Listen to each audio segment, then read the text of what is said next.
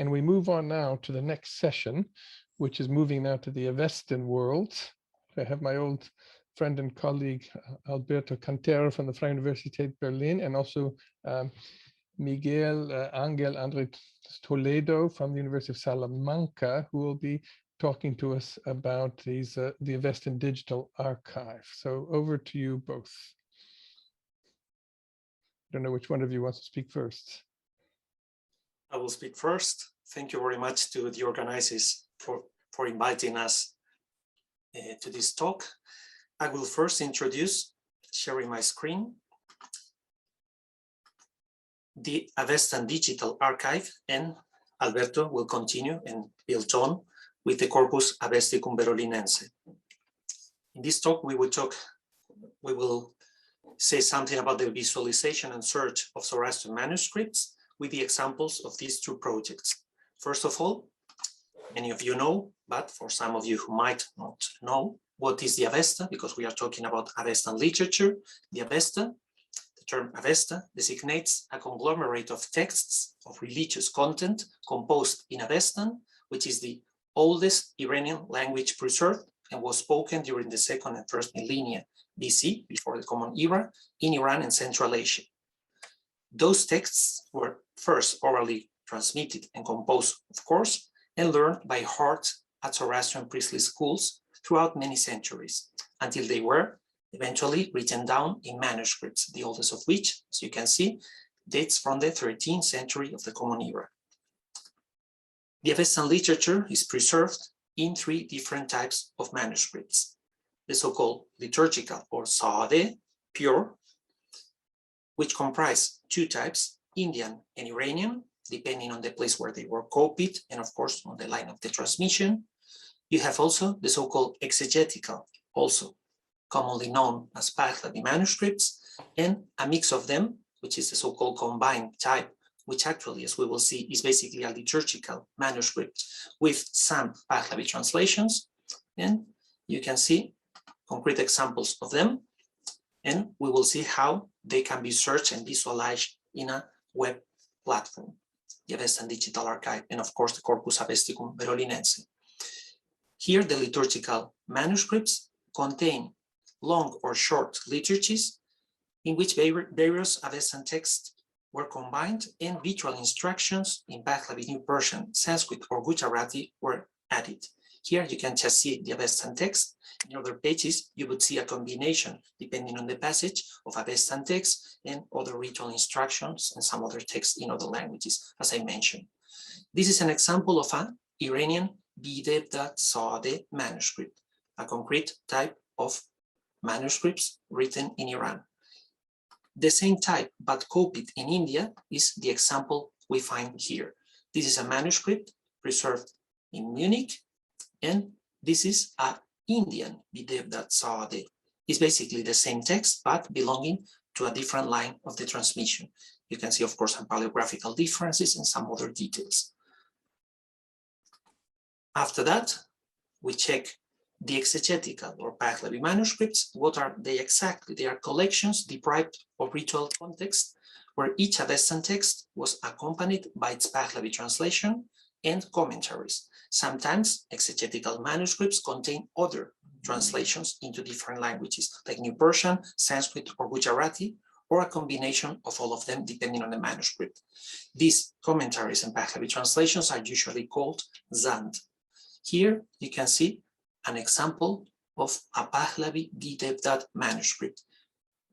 You see the Avestan text, immediately after its Pahlavi translation, then again another passage in Avestan, its Pahlavi translation, and so on. It's a combination. And here we can call that a combined manuscript, but actually, as I mentioned, it's just a Bidevdat Saade manuscript. But this is one of the few examples in which to one of these manuscripts, a Pahlavi translation, interlinear in this case, is added. You cannot see it very well, but I can make it bigger in a concrete example. These are the types of Avestan manuscripts. Why is this information important? Because, as you will see, when you are searching for manuscripts, you have to know which concrete type of manuscript you are looking for. Specialists in Avestan will know immediately, but general public or people that are basically interested in that should have to know how to look into these types of manuscripts. After this very brief introduction to what's the Avesta, what are the Avesta manuscripts, we focus now on what's the Avestan Digital Archive. The Avestan Digital Archive is was actually, because it finished now, is part of the Corpus Avesticum Berolinense, was a project that ran from 2008 until 2019. And the main problem in this project was we needed Avesta manuscripts for editorial purposes, for some other research and some other things. And Alberto Cantera, who is the director of the two projects, came across the idea of how to solve the problem of the fact that Avesta manuscripts are scattered across several public libraries and private collections in different countries. Of course, some other disciplines have to confront the same problem. You need to work not only on editions, but on some other things related to research, on concrete texts, on concrete languages, and you don't have easy access to all of them. And of course, you cannot, because of monetary budget problems, because of other problems related to mobility, because not all manuscripts are easily available online or in any other means. You need all these materials in order to work. So in our case, that was also a problem. So manuscripts, Avestan manuscripts, were scattered in many different libraries, in public libraries, for instance, in this list, in the British Library, in the Royal Library in Copenhagen, in Oxford, in Pune, in Munich, in many other libraries, all of them well known, but they are also in some private collections. And of course, in those cases, the access is even more difficult.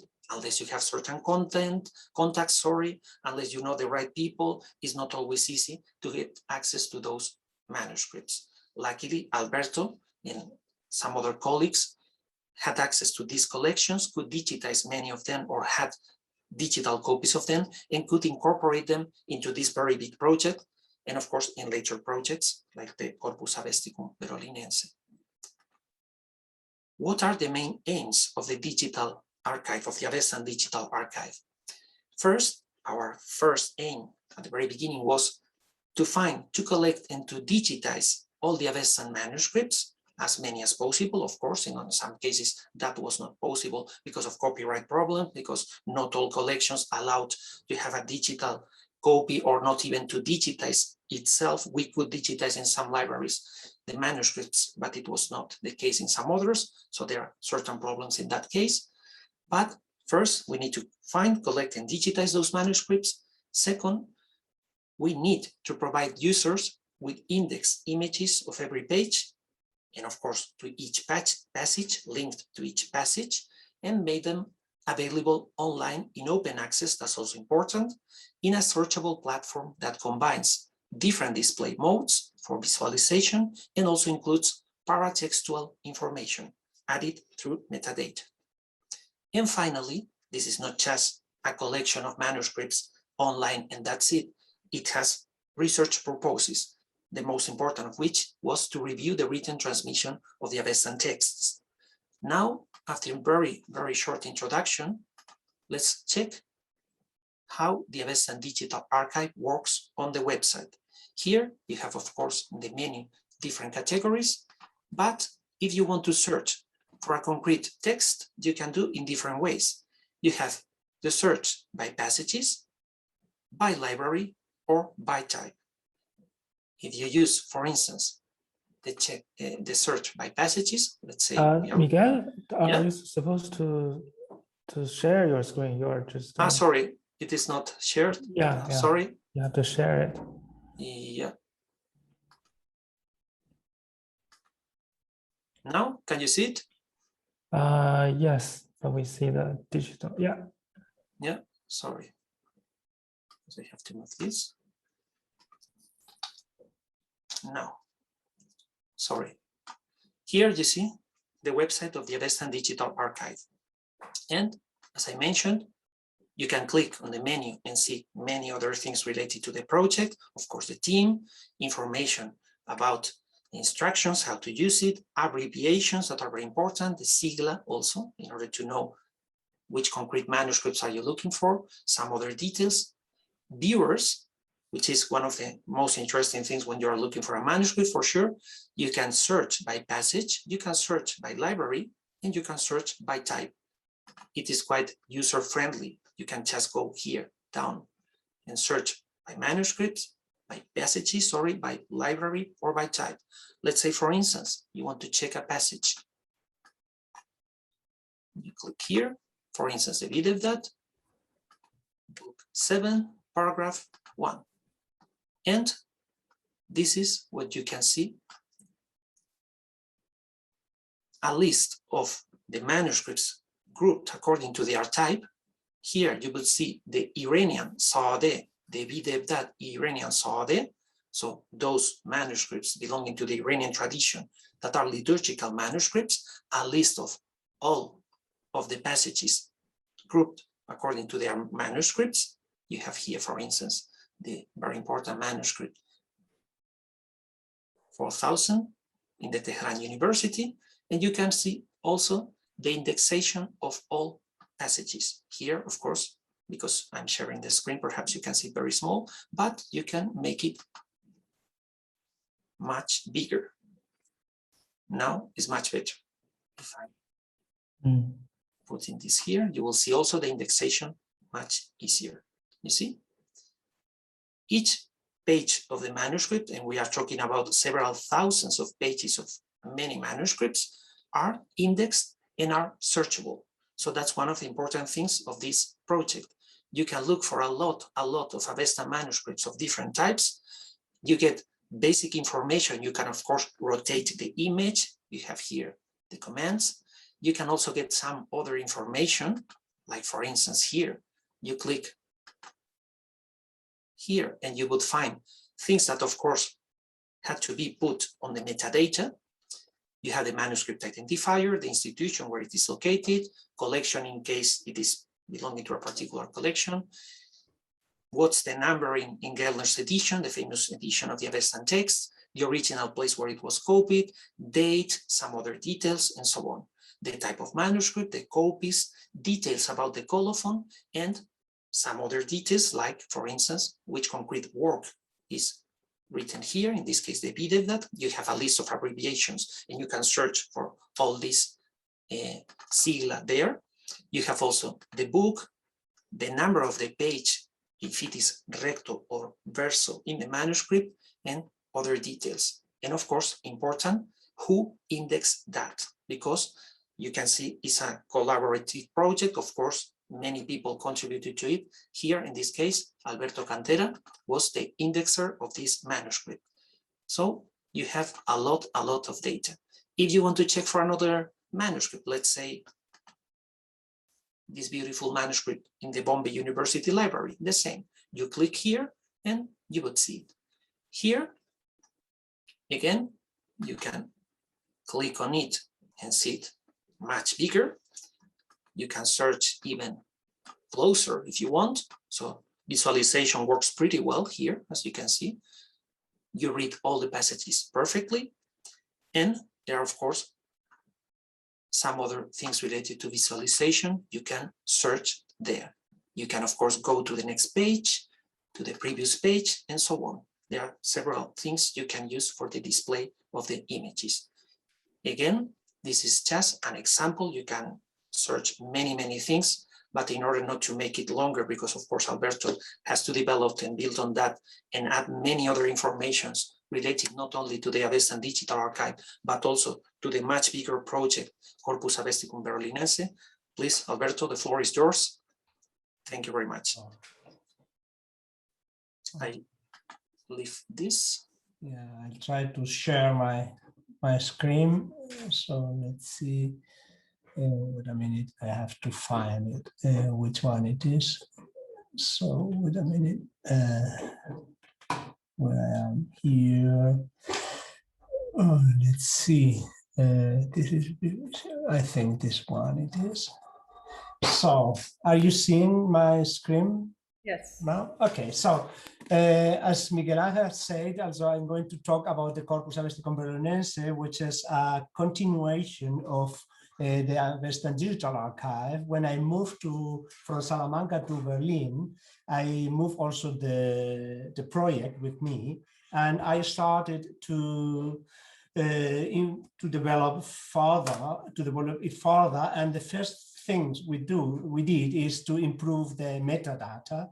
So we have made a database of manuscripts that has been extended to over 830 manuscripts today. When we were in Salamanca, we were working with around 200 manuscripts, but now we have extended the collection to around 800. Although the number of digitized manuscripts is remain more or less the same. We have increased only maybe 20, 30 manuscripts, but the actual number of manuscripts available in our database is around 150 manuscripts.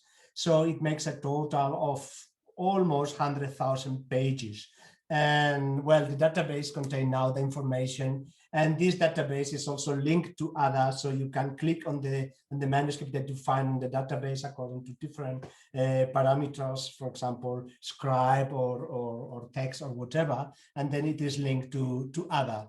This is the one thing we did. The other thing is the step from the picture to the text, and we started transliterating all manuscripts. Well, and then we decided soon that it is impossible to transliterate all of them, and we have made a selection of around 70 manuscripts of different classes that we have transliterated, and now we display the transliterations in other, as you see here, together with the manuscript. The sample presented by Miguel Ángel is the Avestan, and this is a text that we are not dealing with for the moment, and therefore there was no transliteration there, but in other cases you will see a transliteration of the page you are seeing on the same on the side of the picture. So the transliterations are done in TI, also is XML according to the TI standards. And well, we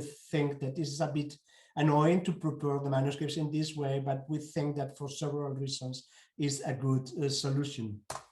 The other thing is we discovered when we were looking for manuscripts, an important thing is that we have discovered a lot of unknown manuscripts, and a lot of them in Iran. That it is Iranian transmission line were more or less unknown until we began with this project. And now we have discovered that there is a huge variety, diatopic and chronologic variation.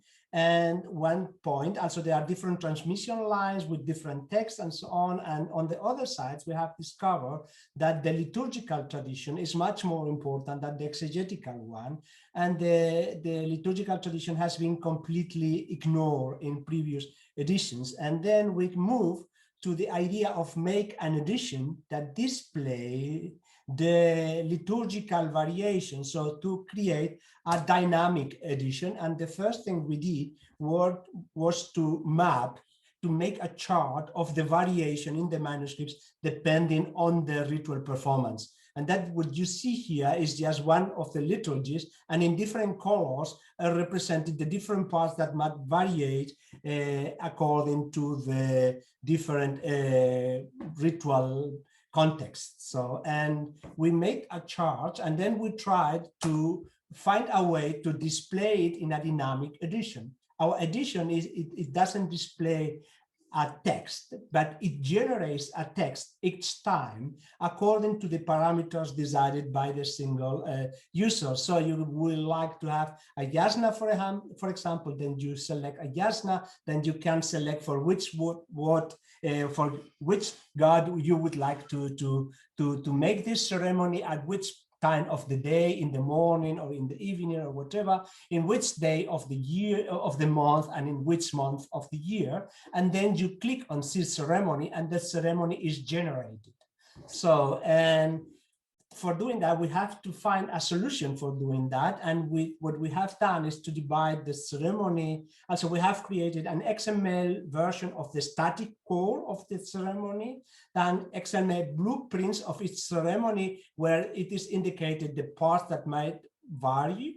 and then an XML of the variable performative blocks, and then some combinatorial rules. I can show you how it looks like. For example, if you see here a passage, there are the instructions, what has to be included, and then the condition when it is in the day so and so on for this god, then you have to do this or not that, and so on. So this is all these combinatorial rules is what you find here in green, and then the way to include the different text. So the result is when you have generated a yasna, is displayed it displays the complete ceremony like you see here. And then you have, for example, the ritual instructions. When you may click on them, you can see them in transcription, transliteration, and also translation, and so on. And then we have the link between this and the manuscripts. No? And the first thing is for each stanza, you can see the transliteration of this specific stanza in all available manuscripts in our database. You can also see text critical apparatus, and you see here two different versions of the text critical apparatus. The first one is the raw apparatus, and the second one is already an apparatus in which collaborator of the project has already checked which variants are relevant, which are not relevant, and so on. And then you have also a link. You have also always a link directly to the manuscripts. Also, you can link each passage in each specific ceremony to the manuscript displaying this specific passage. And this is basically how we have created a dynamic edition that on the one side display the ritual dynamics of the liturgy, and it doesn't display the text as a fixed text. That is a very important thing for us, that there is no a single version of the yasna or of the videvtat or so on. There are different contextual variants, and we want to display this variety. And the second is to keep a link with the manuscripts and with the source of our information in different ways. And one of them is to display the images, then to give access to the transliterations, and then even to generate text critical apparatuses. And then last, a few words about the funding. The funding has always been public. Also in Salamanca, we have funding for almost 10 years by the Spanish Ministry of Sciences. It was a small amount of money, but a regular one. And well, we were able to build ADA, which is, it was built on a very simple technical basis like the previous project. And now we are changing out the technologies of the project to other, but well, this is something else. And then we moved to CAB, which is a alongside for Haben of the DFG. So it's a project conceived for 12 years, and we are now in the 4th year of the project. And then, so the team is the people you might see here. We have basically two postdocs positions, one PhD position, one IT support, and me as the director of the project.